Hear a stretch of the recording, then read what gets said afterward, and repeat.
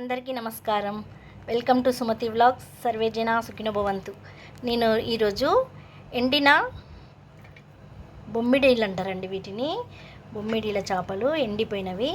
వీటిని మనము ఇప్పుడు చిన్న ముక్కలుగా సన్నగా కట్ చేసుకొని నేను ఫ్రై చేస్తాను.